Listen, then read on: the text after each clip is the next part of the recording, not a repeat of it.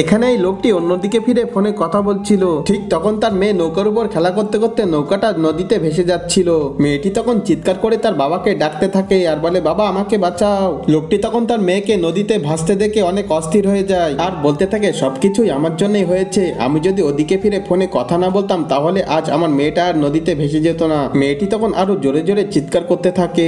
লোকটি তখন সাহায্যের জন্য এদিকে ওদিকে ফিরে জোরে জোরে চিৎকার করতে থাকে। তখনই এই জেলে দুটি মাছ ধরতে এসে একটা সাহায্যের চিৎকার শুনতে পায়। এই জেলেটি তার বন্ধুকে বলে, তুমি কি একটা বাচ্চার বুড়ো সাহায্যের চিৎকার শুনতে পাচ্ছ? এই জেলেটি তখন ওই জেলেটিকে বলে, ভাই তোমার মাথা টাথা ঠিক আছে তো? তুমি দিনের বেলায়ও স্বপ্ন দেখছো নাকি? এদিকে এই লোকটি তখন আরো জোরে জোরে সাহায্যের জন্য চিৎকার করতে থাকে, বাঁচাও বাঁচাও, আমার মেয়ে নদীতে ভেসে যাচ্ছে। তো এবার লোকটির চিৎকার শুনে জেলে দুটি দৌড়ে তার দিকে যেতে থাকে। তো এরপরে যেটি হয় তা জানতে এই সুন্দর ছবিটিকে ভালোবেসে ভিডিওতে লাইক করে চ্যানেলটি সাবস্ক্রাইব করে দাও। তারপরে জেলে দুটি নদীতে লাফ দিয়ে মেয়েটিকে বাঁচিয়ে নেয়।